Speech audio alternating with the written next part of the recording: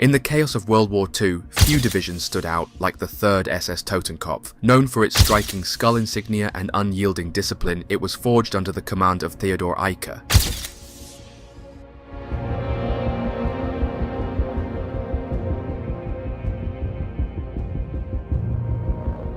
A man who demanded nothing less than absolute loyalty and resilience. Eicke called it an elite within the elite, a division so selective that joining its ranks became one of the toughest challenges in the Waffen-SS.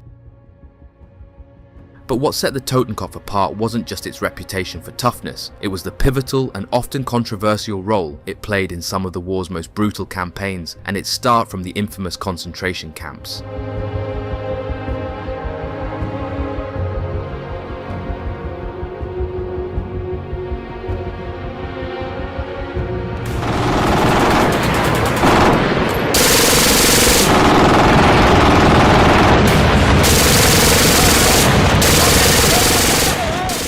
In this video, we dive into the full story of this division, hearing the first-person accounts from soldiers in this division. We will uncover how it rose to prominence and why its legacy remains etched into the annals of military history and is still widely known today.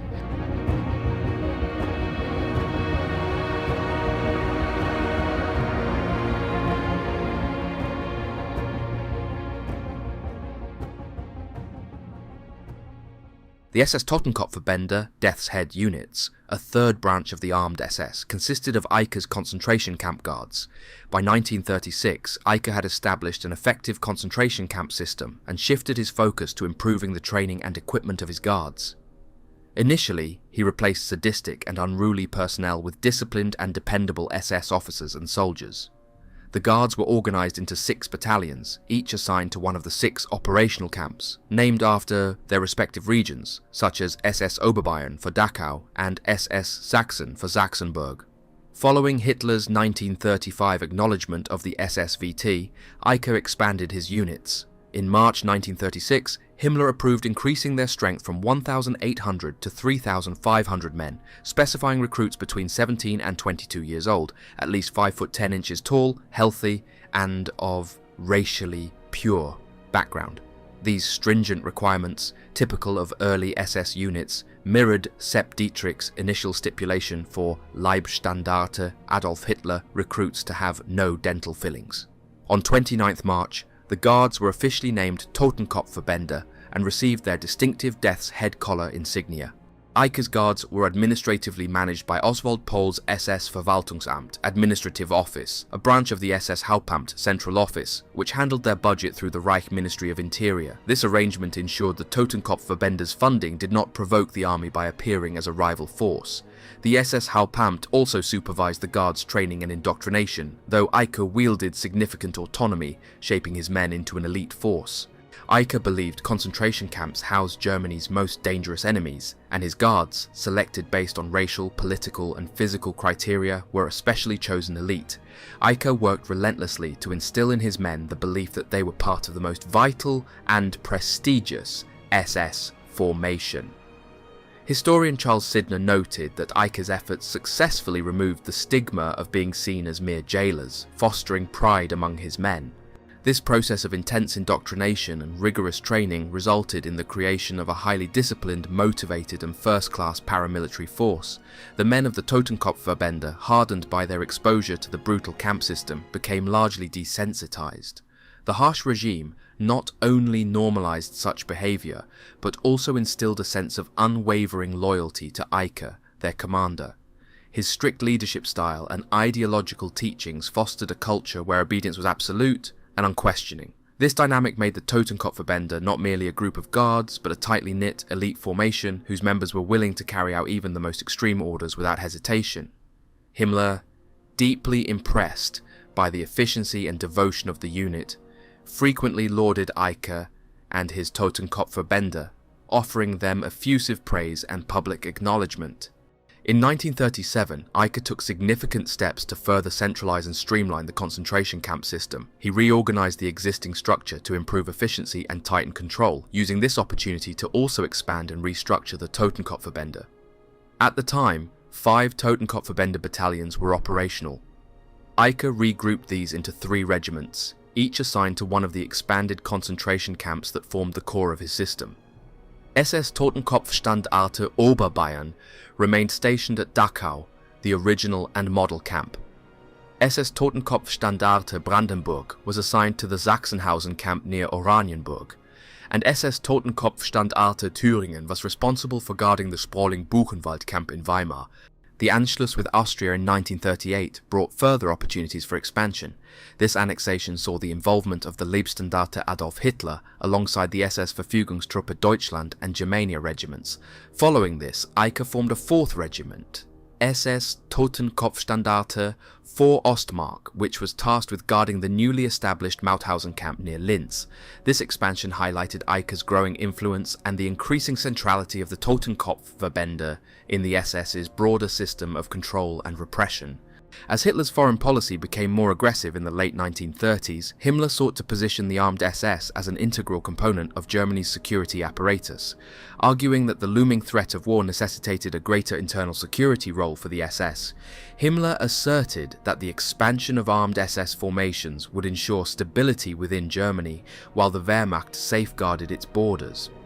In a 1936 statement, Himmler declared, "The role of the SS is to guarantee the security of Germany from the interior, just as the Wehrmacht guarantees the safety, honor, greatness, and peace of the Reich from the exterior." Himmler's arguments found a receptive audience in Hitler, who, by this time, had consolidated his control over Germany's armed forces. Soldiers swore a personal oath of allegiance to him, and he had assumed the role of supreme commander. With this authority firmly established, Hitler began to consider the future of the SS as a militarized force. Encouraged by Himmler's vision, he assured him that he would legally define the status and purpose of the armed SS, laying the groundwork for its expanded role in the years to come. Despite the limitations of Hitler's decree, Himmler exploited a loophole to further expand the strength of the Totenkopfverbände. The decree had specified that the unit was to serve as a standing armed force of the SS, tasked with managing special tasks of a police nature. This primarily referred to guarding concentration camps. However, it also allowed for a contingency. In the event of mobilization, the camps would be overseen by older members of the Allgemeine SS, freeing the motorized Totenkopf units, bolstered by reserves, to function as a specialized police force under Himmler's direct command. This provision was soon tested when Hitler demanded the annexation of the Sudetenland, a region of Czechoslovakia with a significant German-speaking population. The Czechs, whose main defensive fortifications lay in this region and who boasted a formidable and well-equipped military, resisted the demand. Hitler escalated the crisis by ordering the Wehrmacht to draft plans for an invasion, simultaneously mobilizing both the armed forces and the SS. On 15 October 1938, Himmler issued a police strengthening emergency order, activating Allgemeine SS reservists to take over duties in the concentration camps. This move allowed Himmler to circumvent the limitations of Hitler's decree and expand the Totenkopfverbände significantly. Himmler drew manpower from all available sources. In February 1939, SS-VT personnel whose enlistment periods were nearing their end were offered the opportunity to transfer to the Totenkopfverbände as NCO candidates. To incentivize this transition, Eicke promised rapid promotions within 3 months for those who demonstrated potential. Additionally, Himmler was authorized to recruit directly from the ranks of the SA, further broadening his pool of recruits. The Czech crisis also marked the first time Totenkopfverbände units came under army control.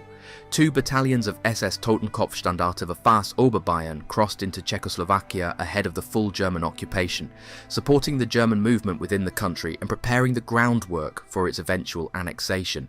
By mid-1939, the Totenkopfverbände had grown to an impressive size, with Eicke reporting a total strength of 22,033 men. This included 755 officers, 5,005 NCOs, and 16,273 enlisted men. Every man was equipped with a pistol and gas mask, alongside 19,643 rifles, 325 heavy machine guns, 486 light machine guns, and 1,458 machine pistols. This expansion represented a 3-fold increase in the unit's size within less than a year. However, this rapid growth came at a significant cost. The sheer scale of recruiting, training and equipping such a large number of personnel in a short time, without any cooperation from the Wehrmacht, placed enormous pressure on Eicke and his organisation. Balancing these logistical challenges while maintaining the unit's ideological indoctrination and operational effectiveness became a formidable task, highlighting the immense demands placed on the Totenkopfverbände as the SS evolved into a militarised force. In May 1939, Hitler formally established the Totenkopfverbände's minimum size at 14,000 men, granting Himmler the authority to expand its strength to 25,000 in the event of further mobilization. This decree also served to shield Eicke's men from competing manpower demands by the Wehrmacht. Hitler ruled that service in the Totenkopfverbände would fulfill the military obligation for its SS personnel, ensuring that the unit retained its autonomy and was not absorbed into the regular armed forces.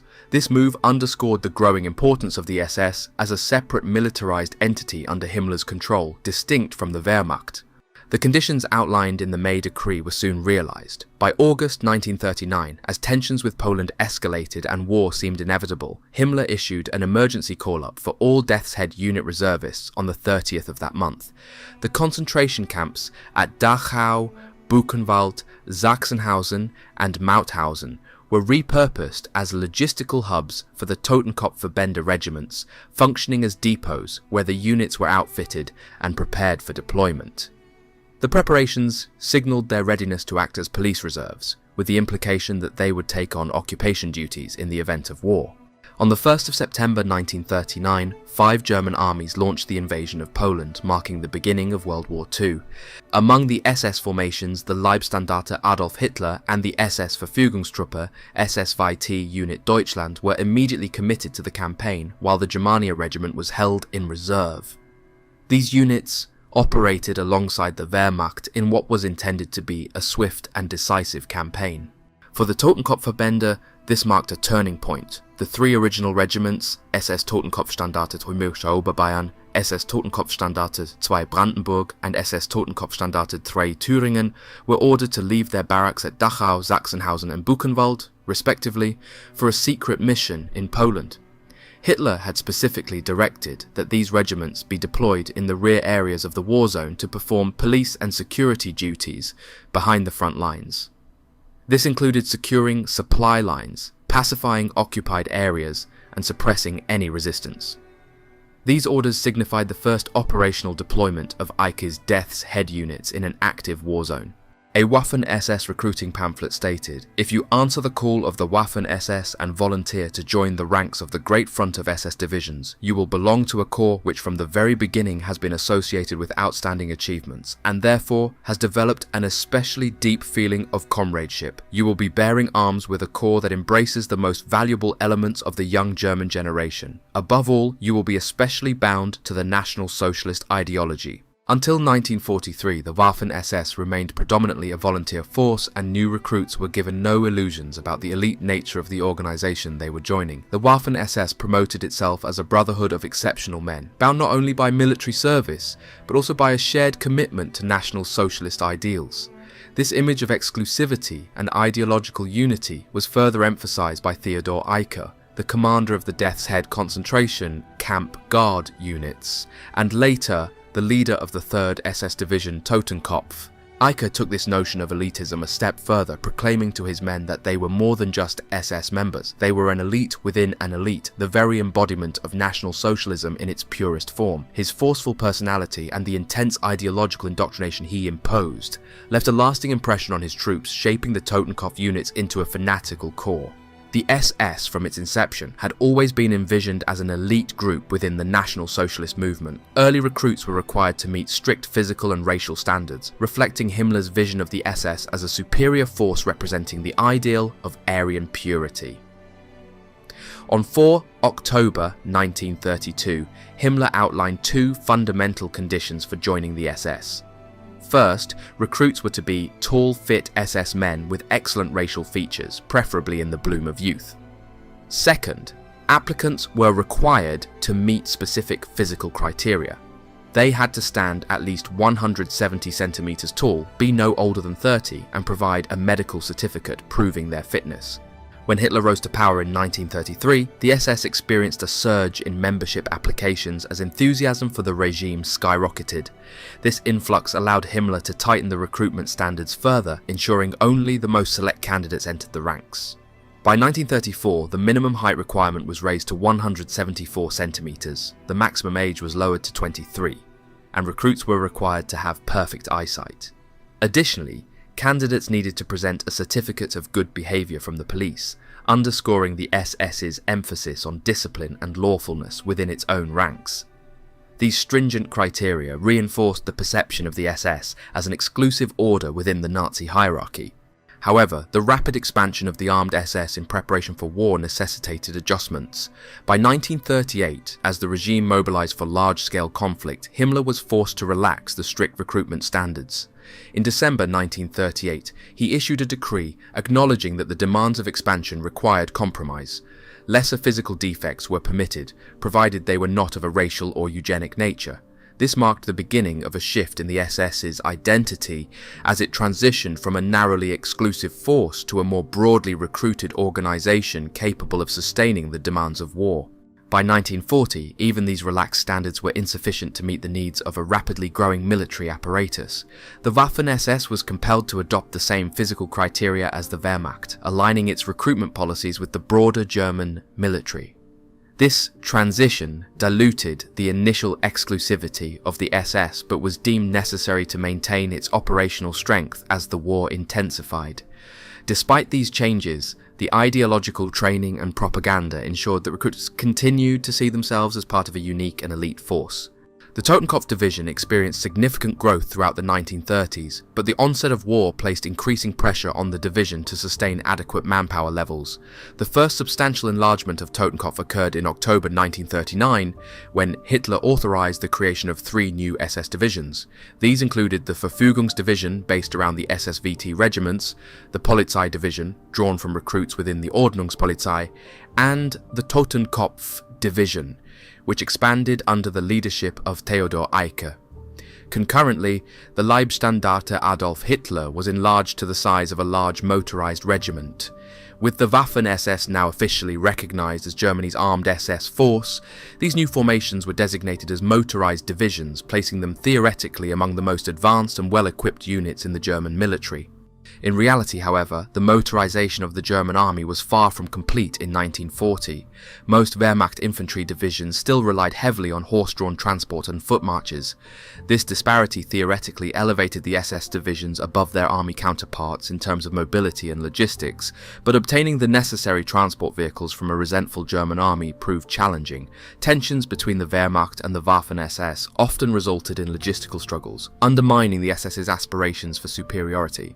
To form and equip the new Totenkopf Division, Eicke and his staff withdrew to Dachau, the symbolic heart of the Totenkopf Verbände. While the division's structure roughly followed that of a standard army motorized division, Eicke introduced key deviations. Most notably, he organized the division around 3 motorized infantry regiments rather than the 2 typically found in army formations. This adjustment required additional manpower, which Eicke sourced from the 3 existing SS Totenkopf Verbände Standarten regiments. The artillery regiment was supplemented primarily with men from SS Heimwehr Danzig, a militia unit that had played a role in the invasion of Poland. To address the inevitable casualties of war, Himmler bolstered Totenkopf's manpower system by establishing replacement battalions within the concentration camp network. Each Totenkopf regiment was assigned a replacement battalion, with a replacement company allocated to every battalion. This system was designed to ensure a steady supply of trained reinforcements for Eicke's division once it entered combat. The Totenkopf Division saw its first major action during the French campaign of 1940, but the cost in lives was higher than anticipated. Approximately 10% of the division's strength was lost during the campaign, a sobering reminder of the brutal nature of modern warfare. Despite these losses, the campaign demonstrated that the Waffen-SS divisions were capable combat formations, solidifying their reputation within Hitler's military hierarchy. As a result, Hitler granted Himmler permission to double the number of Waffen-SS divisions, increasing their number from 3 to 6. This expansion marked a critical step in the growth of the Waffen-SS as a significant component of Germany's armed forces. However, this growth also brought changes that affected Eicke's control over his division. To facilitate the rapid expansion of the Waffen-SS, Himmler centralized the recruitment and replacement process under the leadership of Gottlob Berger, head of the Waffen-SS recruiting office, Ergänzungsamt der Waffen-SS. The replacement system within the concentration camp network was now repurposed to serve as a manpower pool for the entire Waffen-SS, not just the Totenkopf Division. As a result, Eicke lost direct control over the reinforcements assigned to his division. Like other Waffen-SS divisional commanders, he now had to rely on the recruits allocated by Berger's office, significantly curtailing his autonomy. Eicke, true to his uncompromising nature, did not accept this quietly. He was deeply alarmed by what he saw as the erosion of the racial purity of his division. As the Waffen-SS expanded, recruitment standards were inevitably relaxed, which Eicke viewed as a direct threat to the elite status of the Totenkopf Division. He grew convinced that the central SS authorities were deliberately undermining his power by sending him recruits he deemed undesirable. Throughout the summer of 1940, Eicke engaged in a relentless dispute with Berger's office over the quality of the replacements he was receiving. He frequently complained that these new recruits included criminals and individuals he considered racially inferior, which he believed would tarnish the division's reputation. In response, Eicke instructed his division's training officer and racial expert Dr. Wilhelm Furländer to meticulously screen all new recruits for any signs of racial impurity. Additionally, he directed unit commanders to investigate their men's backgrounds for any criminal history. This rigorous screening led Eicke to reject 500 out of the 700 replacements sent to his division, citing their alleged racial inferiority or criminal tendencies as justification. Berger, frustrated by Eicke's actions, argued that these recruits had already undergone racial examination during their initial selection for the SS. He issued direct orders for Eicke to cease his additional evaluations. Eicke, however, falsely claimed that no such policy existed within his division, continuing to reject recruits under various pretexts. As a member of the SS Old Guard, Eicke enjoyed a degree of autonomy and deference from his superiors that many other commanders did not, allowing him to eventually secure replacements that met his strict criteria. Although Eicke emerged victorious in this dispute, the consequences of his actions were significant. The SS leadership, wary of his growing independence, took measures to sever his ties with the concentration camp system, effectively curbing his broader influence. While Eicke won the battle over recruitment, this development marked the beginning of his diminished authority within the SS hierarchy. The relentless attrition faced by the Totenkopf Division during the Russian campaign posed enormous challenges for Eicke. As the harsh Russian winter set in, Eicke assessed the state of his heavily depleted division, which had endured intense and grueling combat, particularly around Lake Ilmen. By his estimation, the division had suffered a staggering 8,993 casualties since 24 June, with only half of these losses being replaced. Eicke was deeply dissatisfied with the quality of the replacements, believing them to fall far short of the high standards of the men they were meant to replace. One of the key issues, as Eicke saw it, was the poor training of replacement officers. Their lack of experience often led to premature deaths in combat, further exacerbating the division's leadership crisis. Compounding this, Eicke was critical of the ethnic Germans, Volksdeutsche, who were increasingly filling the ranks. He viewed them as physically and morally weaker than their predecessors, claiming they were more prone to negligence such as falling asleep on duty, and more likely to inflict self-harm to avoid combat. What infuriated Eicke the most, however, was the lack of proper political indoctrination among these new recruits. To him, their absence of fanatical zeal, a hallmark of the Totenkopf Division's ethos, was unacceptable. The replacements failed to display the ideological fervour he deemed essential, undermining the cohesion and effectiveness of the division in his eyes. This combination of inadequate training, perceived inferior character, and insufficient ideological commitment left Eicke increasingly frustrated as he grappled with maintaining the division's combat readiness and elite status. The situation for the Totenkopf Division deteriorated further following the brutal Soviet winter offensive of 1942. Encircled in the Demyansk pocket, the division suffered devastating losses while enduring the harrowing conditions of isolation and attrition. Himmler, seeing Totenkopf's situation as unsalvageable, had already decided to write off the original division. His plans were to reconstitute Totenkopf as a newly expanded and modernized Panzer Grenadier formation. This reorganization, however, required significant manpower to replenish the division after its catastrophic losses in 1942.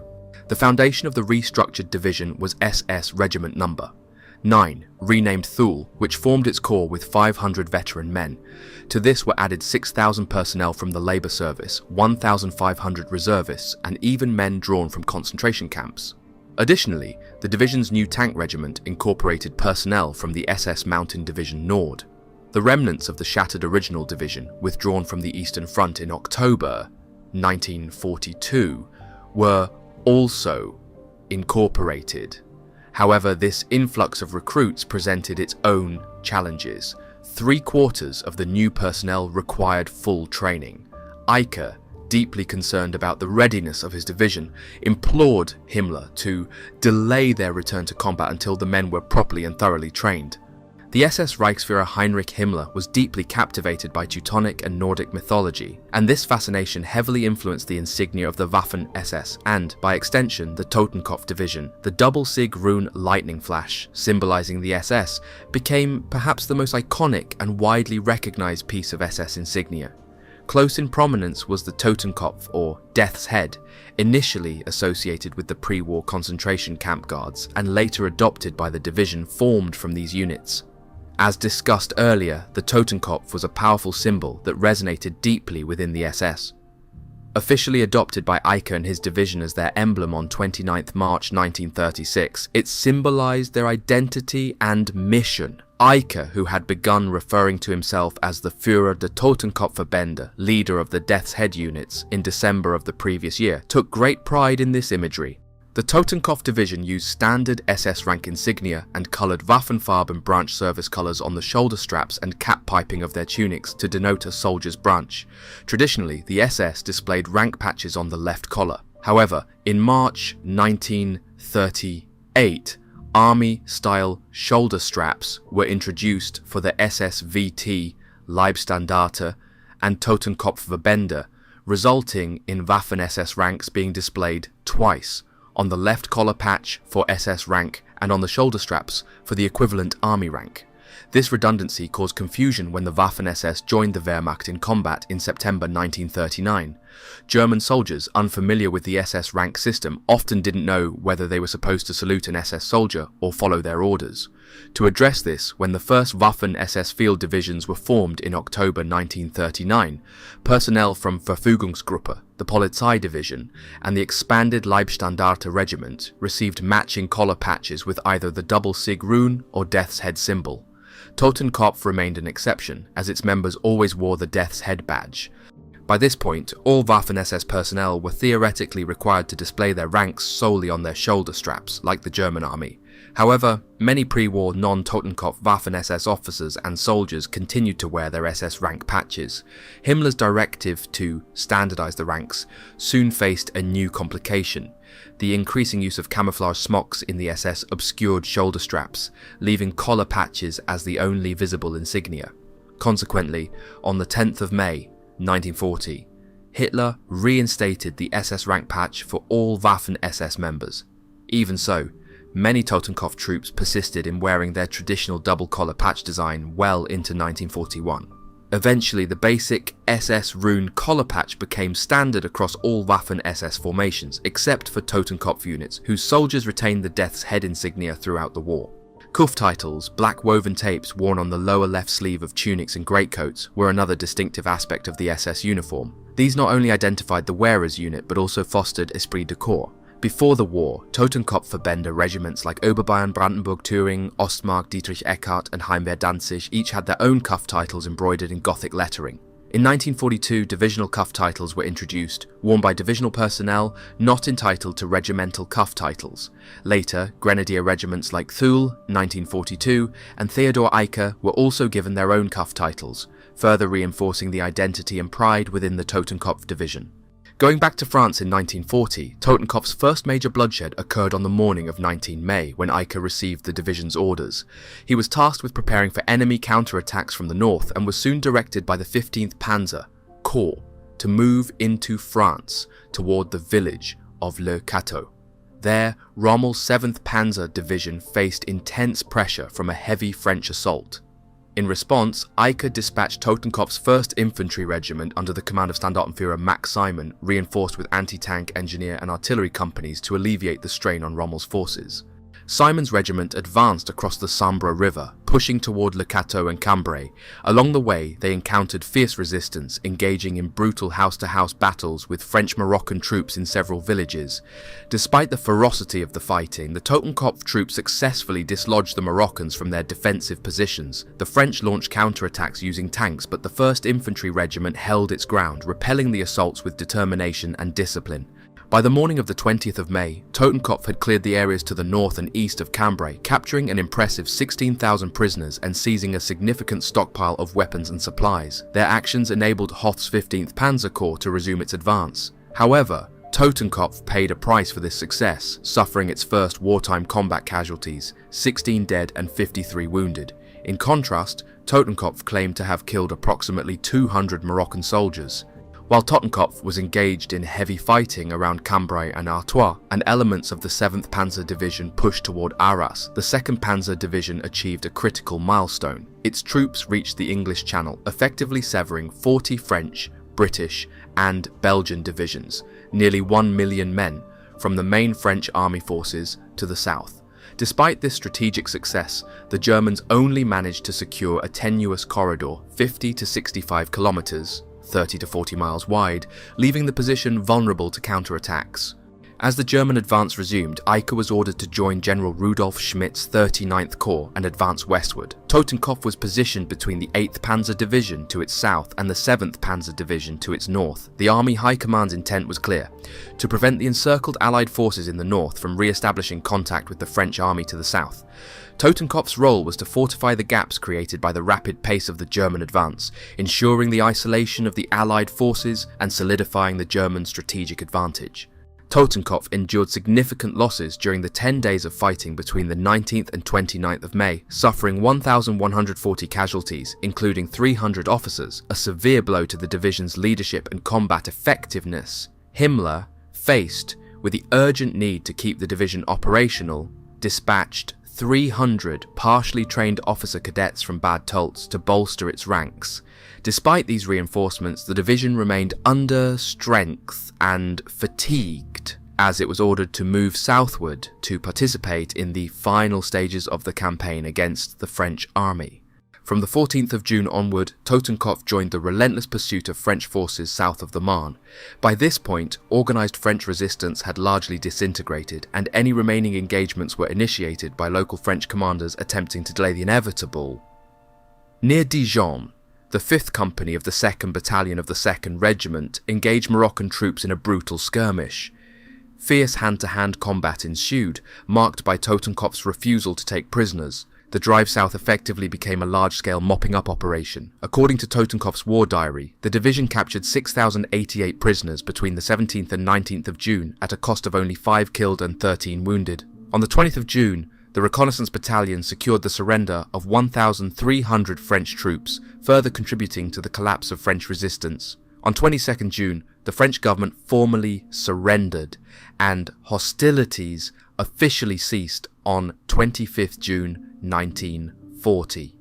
Following the armistice, Totenkopf was assigned occupation duties near the Spanish border, marking the end of its involvement in the French campaign.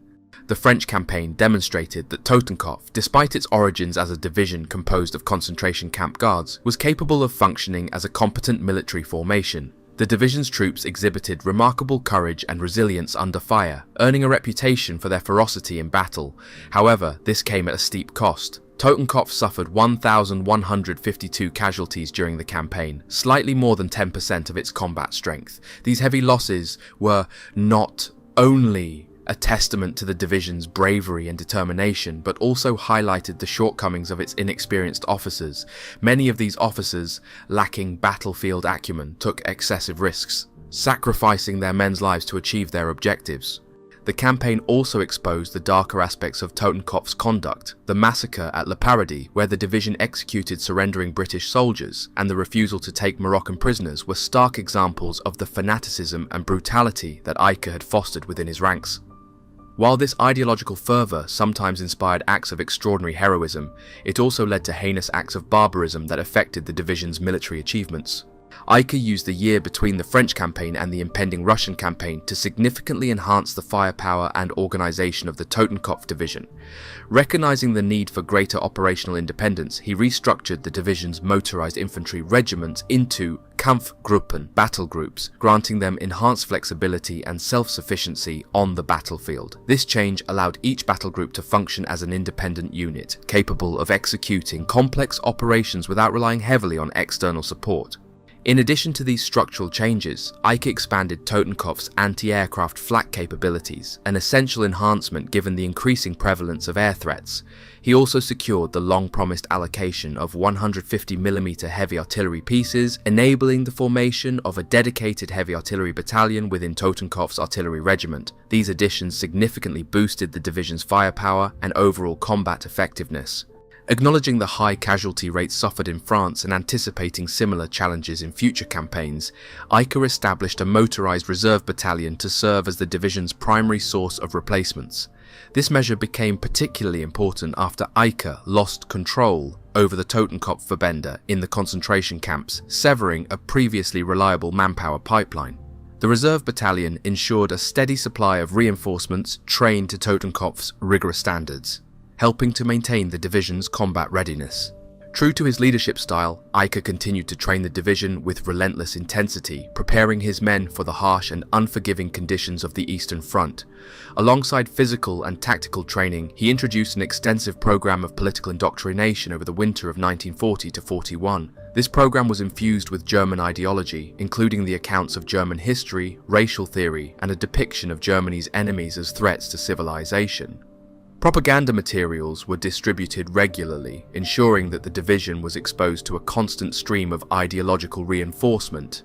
The precise impact of this indoctrination on Totenkopf's personnel is difficult to quantify. However, given the division's documented behavior during the French campaign and its actions in the Soviet Union, it is reasonable to conclude that Eicke's relentless emphasis on racial theory and National Socialist ideology influenced the mindset and conduct of his troops. This ideological conditioning likely reinforced their fanaticism, ready for violence, and willingness to carry out the brutal policies needed in the new war in the Soviet Union. During the French winter, Totenkopf began training specifically for combat in the Soviet Union. Exercises emphasized fighting in forests and small villages under challenging weather conditions. Max Simon, commander of the 1st Infantry Regiment, refined the deployment tactics for motorized regiments, while the newly appointed operations officer, Heinz Lammerding, attended specialized courses on tactical and logistical challenges. Eicke also assigned him to lead regimental-sized battle groups during exercises. The intense training continued through spring 1941, while other SS divisions were deployed to Greece. After the Greek army surrendered, Hitler ordered preparations for Operation Barbarossa to resume, initiating the final build-up for the invasion of the Soviet Union.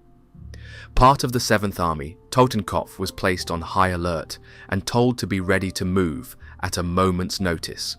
Leave was cancelled on the 5th of May, signalling to the troops that something significant was approaching. On 23rd May, Eicke was ordered to have the division prepared to move by rail by 3rd June. After hurried preparations, the first trains carrying Totenkopf departed Bordeaux, heading for the Soviet border. Soldiers were confined to their cars for the journey, permitted to disembark only at specific stations. By 9th June, the last trains arrived at Marienwerder in East Prussia. The division then advanced to positions near the border between East Prussia and Soviet-occupied Lithuania.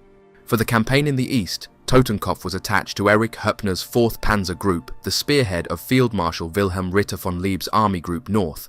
Höppner's force, comprising the 41st and 56th Panzer Corps under Max Reinhardt and Erich von Manstein respectively, was tasked with leading the offensive through the Baltic states toward Leningrad. Höppner, who'd commanded Totenkopf in France, harboured a strong dislike for Eicke and had a low opinion of the division's capabilities. As a result, he refused to assign Totenkopf to the first wave, relegating it to reserve status once again. As the division was brought up to full strength with the last SS reservists, Eicke briefed his officers on the ideological nature of the upcoming war. He described the campaign as a life-or-death struggle between National Socialism and Bolshevism, emphasizing its uncompromising and ruthless nature. According to Eicke, the Führer had ordered the immediate execution of all political commissars attached to Red Army units, regardless of circumstances. He instructed his officers to fight with fanaticism and without mercy, reminding them that the Soviets had not signed the Geneva Convention and would neither fight nor treat prisoners in a civilized manner. Totenkopf, he declared, would fight relentlessly in the east for the survival of the German people. The SS Totenkopf Division's early fighting in the Soviet Union during Operation Barbarossa showcased a brutal and unforgiving campaign marked by intense combat and staggering losses. Initially assigned to Manstein's 56th Panzer Corps, Totenkopf was tasked with guarding flanks and maintaining contact with the 16th Army. Their advance toward the Stalin Line was initially successful, but soon met fierce resistance from the Soviets, particularly at Dagda and Opochka, where heavy Soviet counterattacks and KV-2 tanks wreaked havoc on the division. Losses were high, including the serious wounding of Divisional Commander Theodor Eicke, and the unit struggled to maintain momentum. The division's success in breaching the Stalin Line came at a severe cost, with nearly 10% of its combat strength lost. Under new leadership from Brigadeführer Georg Kepler, Totenkopf faced some of its toughest battles. In the dense forests and swamps near Lake Ilmen, the division endured grueling close-quarters combat, constant Soviet counterattacks, and partisan harassment. Despite these challenges, they advanced to the Luga Line, the final Soviet defensive line before Leningrad, where they achieved temporary successes but at a steep price. Soviet forces launched a massive counter-offensive, threatening to split Army Group North and Center. Totenkopf played a critical role in Manstein's counterstroke, inflicting severe losses on Soviet forces, capturing thousands of prisoners, and cutting off retreating units south of Lake Ilmen. By late September 1941, Totenkopf's defensive positions near Lushno became the epicenter of ferocious fighting as Soviet forces launched relentless assaults. The division's depleted ranks held firm, relying on exceptional acts of bravery, such as those of SS Sturmmann Fritz Christen, who destroyed 13 tanks single-handedly. Despite heavy losses and near collapse, Totenkopf's resilience ensured temporary stabilization of the front, but the division's strength was significantly eroded by the continuous Soviet pressure and lack of reinforcements.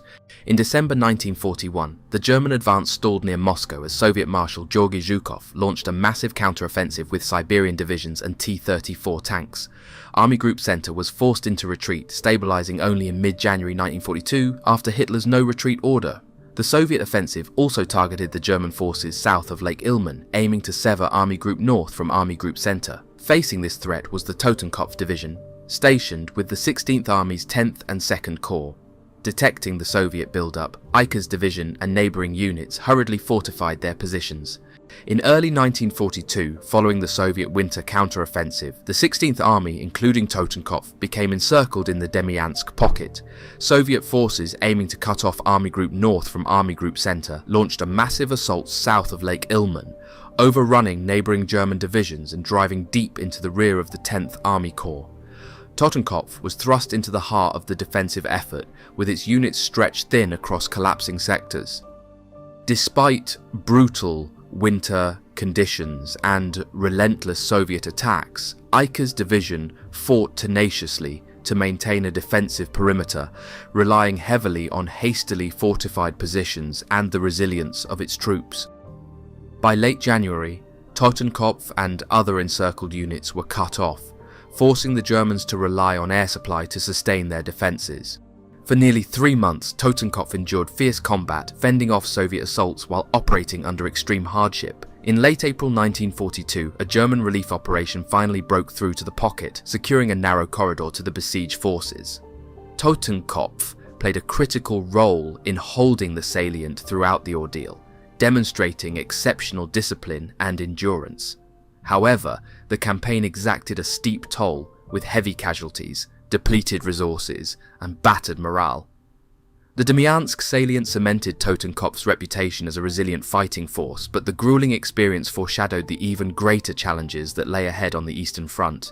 In early 1943, the SS Totenkopf Division faced significant challenges as it prepared for redeployment to the Eastern Front after the catastrophic German losses at Stalingrad.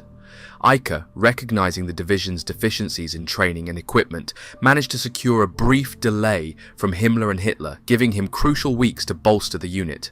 Veterans provided instruction on Soviet tactics, equipment deficits were partially addressed, and new Tiger tanks were integrated. By late January, the division embarked on a grueling journey to the Eastern Front. joining the 1st SS Panzer Corps alongside elite formations like Leibstandarte and Das Reich. These units were tasked with recapturing Kharkiv, a strategic city lost during the Soviet winter offensive. Totenkopf's arrival on the front was delayed when its transport became bogged down in thawing terrain, forcing a temporary halt to the German counteroffensive. Once operational, the division played a decisive role in Manstein's counterattack, which encircled and destroyed large portions of the Soviet 6th and 1st Guard armies.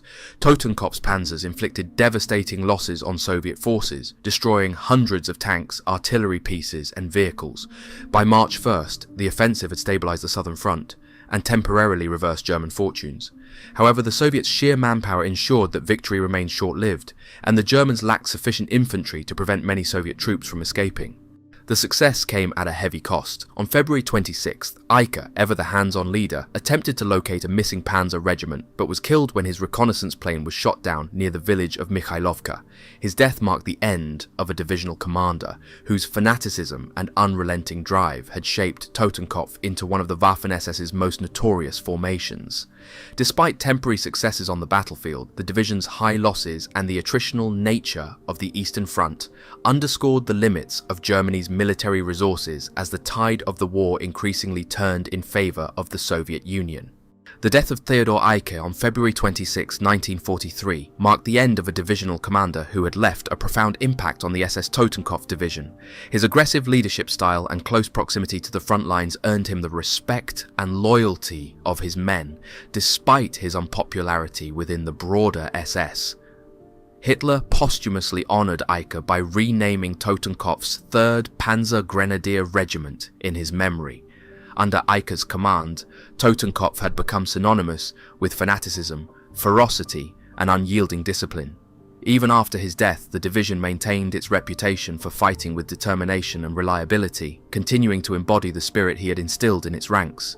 Following Eicke's death, Totenkopf played a pivotal role in the final stages of the Third Battle of Kharkiv. In March 1943, the division, alongside Das Reich and Leibstandarte, executed a series of maneuvers that trapped and annihilated Soviet forces, attempting to block the German advance. While Das Reich and Totenkopf pushed Soviet units into retreat, Leibstandarte sealed the escape routes, culminating in the destruction of the Soviet 25th Guards Rifle Division at Chuguyev. Totenkopf's actions in the encirclement underscored its tactical effectiveness. But the operation also involved heavy losses and brutal fighting, particularly in the defensive engagements near key crossing points. The victory at Kharkiv significantly boosted German morale and SS prestige, providing Hitler with a much-needed success following the disastrous Stalingrad campaign. However, it also marked the beginning of an over-ambitious strategy as Hitler turned his attention to the Kursk salient. Viewing Kursk as a critical target, Hitler hoped that Operation Citadel would eliminate Soviet forces in the Bulge and shorten the front, freeing up German resources for other theatres. However, dissent among German commanders, including Manstein and Guderian, highlighted skepticism about the feasibility of such an offensive, especially given the immense Soviet preparations. By the summer of 1943, the Kursk salient had become one of the most heavily fortified areas in military history, with the Soviets constructing multiple defensive belts supported by vast numbers of tanks, artillery, and anti-tank weapons. The Red Army also mobilized over 1 million soldiers and laid extensive minefields, transforming the region into a fortress. These preparations, combined with superior Soviet intelligence, negated the element of surprise for the Germans. Despite warnings from his generals, Hitler pressed forward with the plan, setting the stage for a decisive and costly confrontation that would further strain Germany's resources. The SS Totenkopf Division played a critical role in Operation Citadel, the German attempt to crush the Soviet Kursk salient in July 1943. Armed with Panther and Tiger tanks, Totenkopf made significant initial gains, penetrating deep into Soviet lines and capturing strategic points such as the Belgorod-Kursk Railroad. However, as the division advanced faster than neighbouring units, it exposed its flanks, forcing pauses to secure vulnerable positions.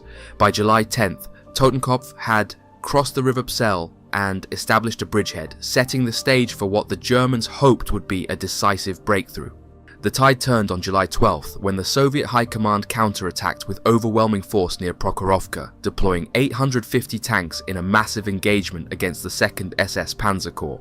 Totenkopf faced 2 Soviet corps, enduring intense and chaotic close-quarters combat that negated the advantages of their advanced tanks.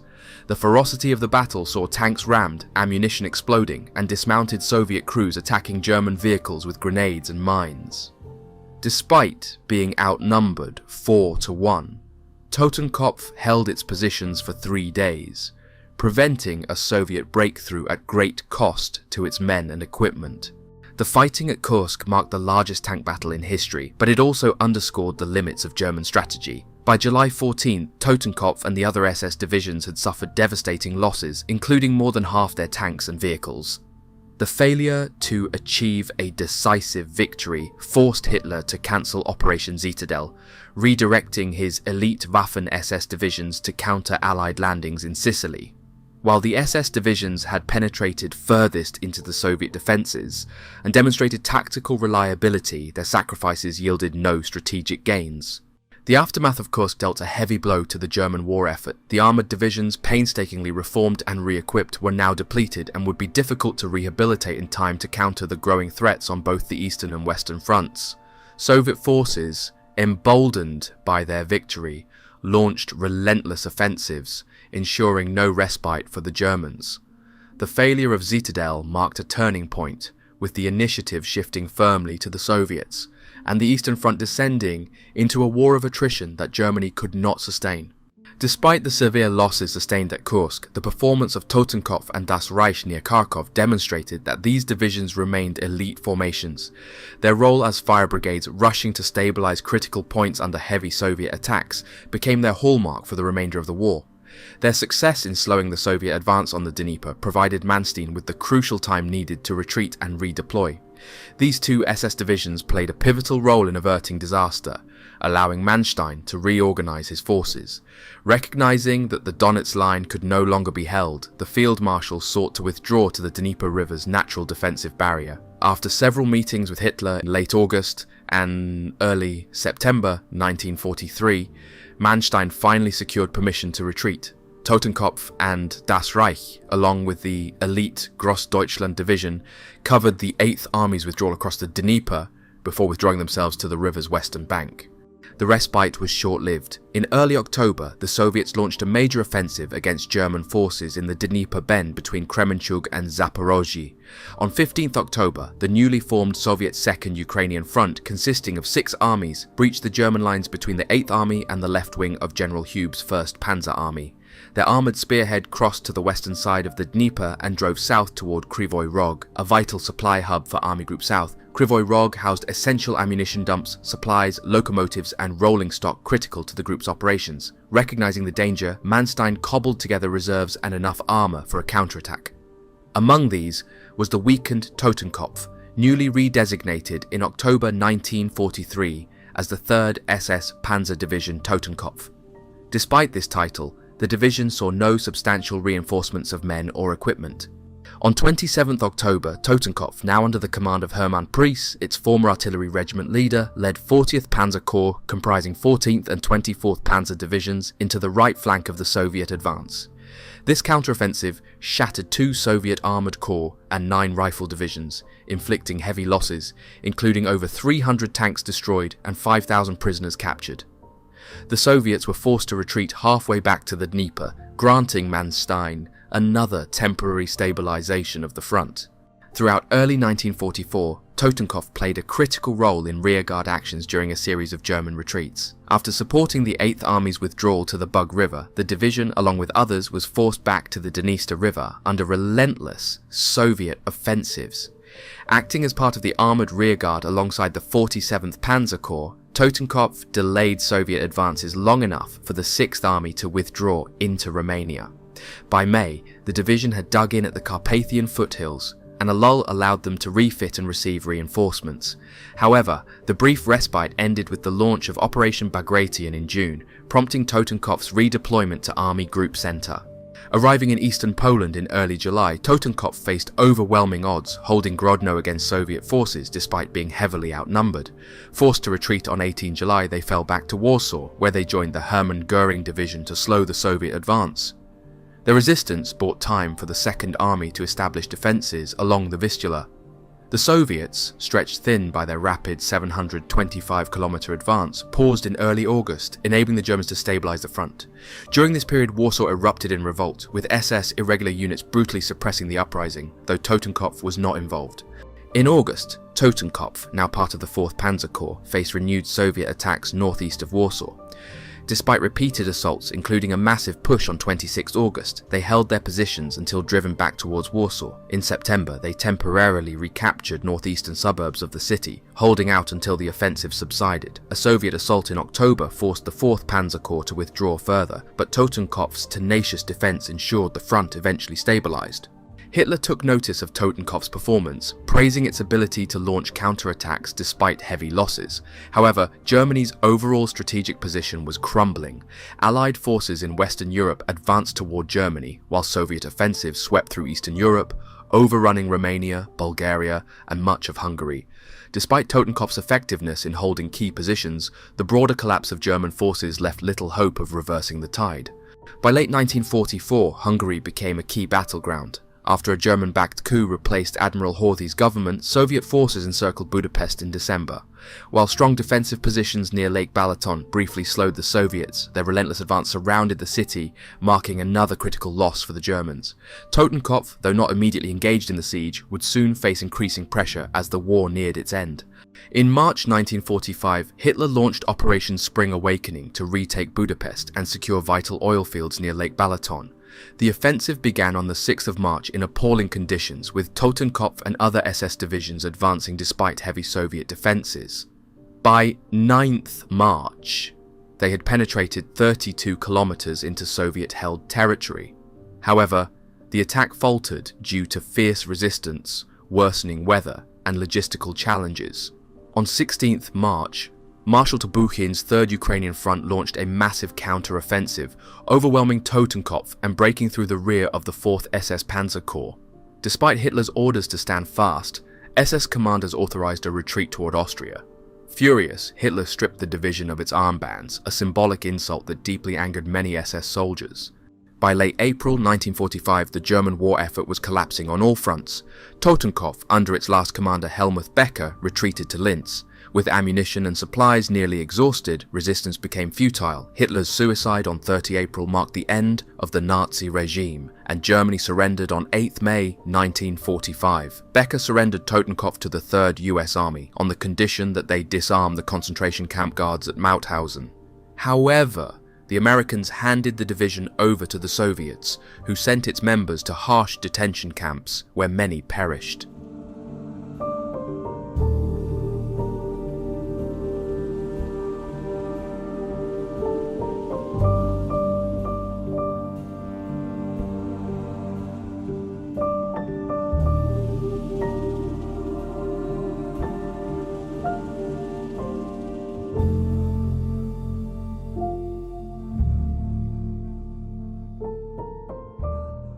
When war broke out, the SS was mobilized into combat units and sent to the front, where they fought very well. They were seen as the Führer's own special army. Most newspapers wrote glowing accounts of their prowess on the battlefield. I followed the Waffen-SS in the papers to see their exploits being written about. I would buy Das Schwarze Korps, the Black Corps, every so often to read up on issues. I knew I was going to be called up by 1942, so I decided I would volunteer first, as I would have my choice of where I wanted to go. I saw a panzer unit go through our town and was very impressed at these machines. I was very mechanical and wanted to go to the panzers. They fascinated me, and they represented a new form of knights. When I applied, I made it clear I wanted the panzers and would not take any other position. It worked, as I ended up in the Totenkopf Division in the Panzer Arm. I was assigned to the 3rd Panzer Regiment of the 3rd SS Division Totenkopf. I brought photos of this to show. We had the Panzer III in a few versions. The newest was the long barrel, and it was for frontline service. We met many veterans of the fighting and listened intently on what they said about the enemy. It was in a way funny, you know. I became one of these types later in the war, angry at the young ones who seemed uninterested in surviving. By 1943 I had earned the Panzer badge and was considered to be a proficient Panzerman now. I was selected to join the new Tiger Company of the 3rd. This was a big moment for me. These Panzers were part of the cat family that made us very dangerous to the enemy. We were sent for further training on these monsters, and we were expected to know each other's jobs. We trained on learning repair and maintenance so we could keep it in the fight when things went wrong. I really liked the Tiger. It was roomier than the 304. The Tiger was my favorite out of all German Panzers. It was certainly loud, hot and bumpy to ride in, but it was home and offered good protection. Tiger crews felt very safe and knew this machine could take a lot of abuse. We could knock out any enemy, often from very long range, without them even seeing us. Yes, I am, and I have never been afraid to say it. Even when the Allies captured me in Linz, I made it clear I was an officer of the Waffen-SS. We have nothing to be ashamed of and fought our enemies well. We fought with honor, courage and faith, and most of us who survived call each other comrades still. Even with the Allied internment camps, abuse, forced humiliation and shame, we stand blameless and loyal. These reunions are what we have left to remember our time together and make new friends.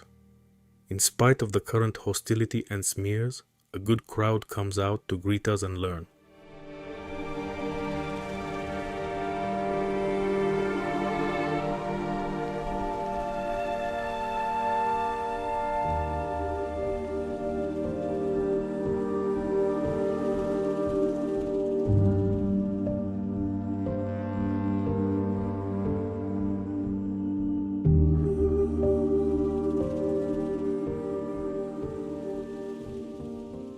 The SS of 1937 was a well-oiled machine. Strict guidelines had been laid down to make the SS the most elite of any formation in the Reich. You had to be extremely fit with no flaws, either physical or mental. Both doctors and a panel of SS recruiters did the testing. I had to provide family genealogy, showing that my bloodlines were pure Germanic going back to the 1700s. I had no problem with any of the requirements. I was a member of the NSDAP and that helped me, but I will say it was not a requirement to be a member.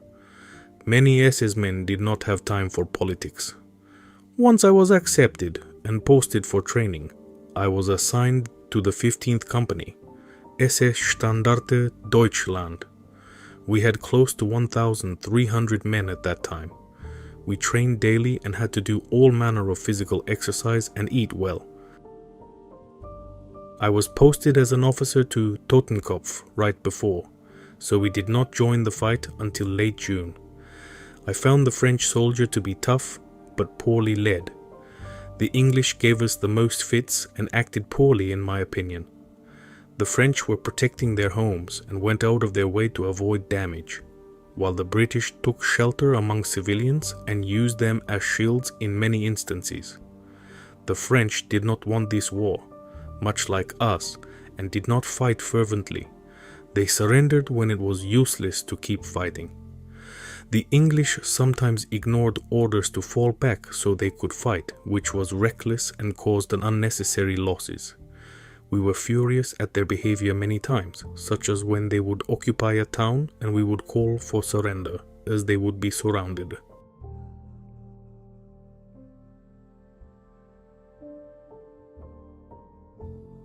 Totenkopf and Wehrmacht units were surrounded in the Demyansk pocket during the winter offensive the Russians launched. It was one of Europe's coldest winters up to that point, and the Russians held a great advantage over us.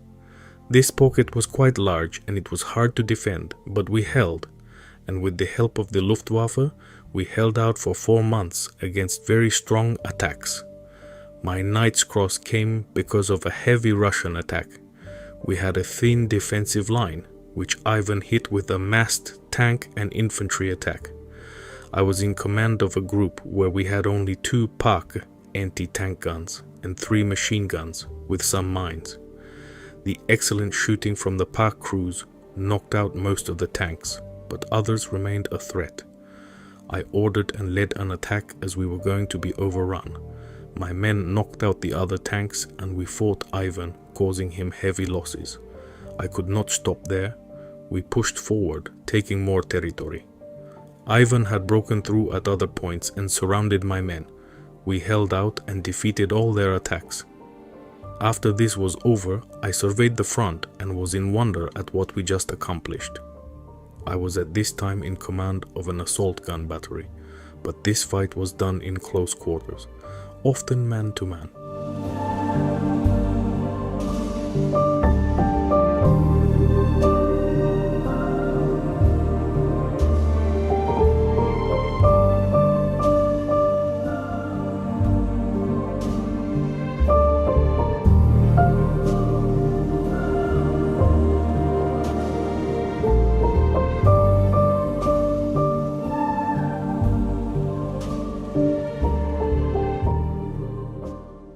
The political times, I would say, it was so long ago, but one must know what times we lived in. I was born during the First War, but grew up in the post-war world.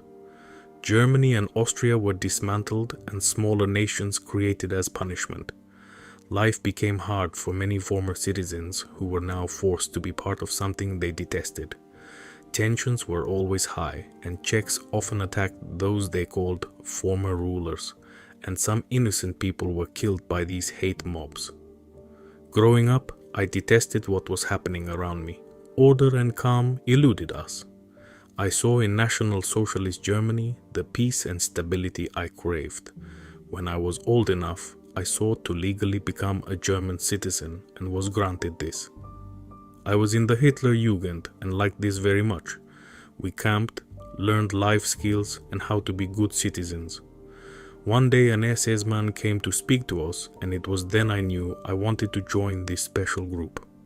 He was sharp and his uniform was a symbol of a new age, a true National Socialist who loved his people. My unit was sent into Poland to round up stragglers. We were unhappy about being used as a police force, but we did what we had to do. I will tell you about what we encountered. The Polish people were not warlike, and most wanted nothing to do with war. They saw their share with border wars and fighting the Red Army. We went from town to town looking for Polish soldiers, which there were many. There were many Jews in Poland also, whom I will note were very kind to us. We were looking for criminals and saboteurs who liked to hide in Jewish areas, and we became good at searching. Totenkopf was a frontline combat unit. We only happened to be rear area troops in Poland. In France and everywhere else we fought as frontline soldiers. We endured brutal attacks by the British and French, and in the east the Soviets had overwhelming superiority and made life tough. We were an elite combat-trained unit who could best any enemy, even when outnumbered 10 to 1. The steppes of Russia are littered with the graves of Soviet soldiers who can testify to our will to win. All of my medals and decorations, especially the Knight's Cross, came from actions with frontline enemy units. The Soviets usually hit us with massed attacks that took superhuman effort and courage to beat back. Often you could smell the vodka courage on their breath as they overran our lines. Many times we ran out of ammunition and had to resort to the bayonet so we could take their weapons and use them. The Soviets were like a mass of leaderless men who would be drunk, then attack mindlessly, take huge losses, and be back again for more. Once captured, they put on a completely different face when they sobered up. Getting leave was good. It was good to see family and friends, to see what we were fighting for. I was divorced due to the strains the war put on my wife. We had a child then, and it was hard for her, even with SS support. She mentally could not cope well, and many of her friends had lost their men. It was hard on me, but I had to do my duty. My people and culture were worth suffering for. Seeing the children happy and secure at home gave me a warm feeling that we had a good future ahead if we could only win. This feeling drove most all Germans. The belief that this was the final battle to end the darkness forever and bring a new age to the people of Europe. One which gave them faith, happiness, and eternal optimism that their future was secured and guaranteed. I was a Knight's Cross winner and treated well. Meals and beer were free. People sought my autograph and the papers took pictures. It is funny that my mind was yearning for my men and the front. In Poland, I was a guest speaker at a university. A class was studying the war in the East. I was impressed the lads took such an interest.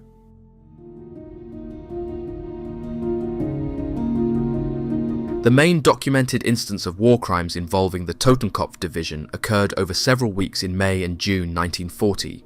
One of the most infamous events was the Le Paradis massacre carried out by members of SS Totenkopf on May 27, 1940, during the Battle of France.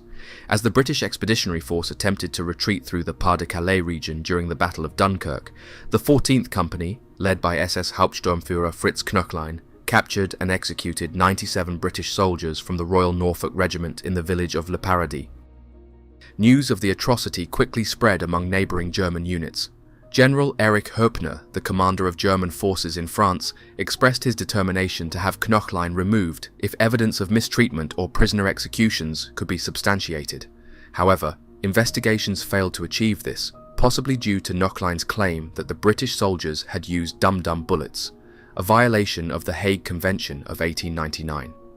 If true, this accusation rendered the British soldiers illegal combatants who, under this justification, forfeited their rights as prisoners of war. Despite this defence, the massacre appalled many Waffen-SS officers, some of whom reportedly challenged Knöchlein to duels over his actions. However, no such duels were ever fought. After the war, Fritz Knöchlein was located, tried and convicted by a British war crimes court. He was executed in 1949 in Hamelin at the age of 37.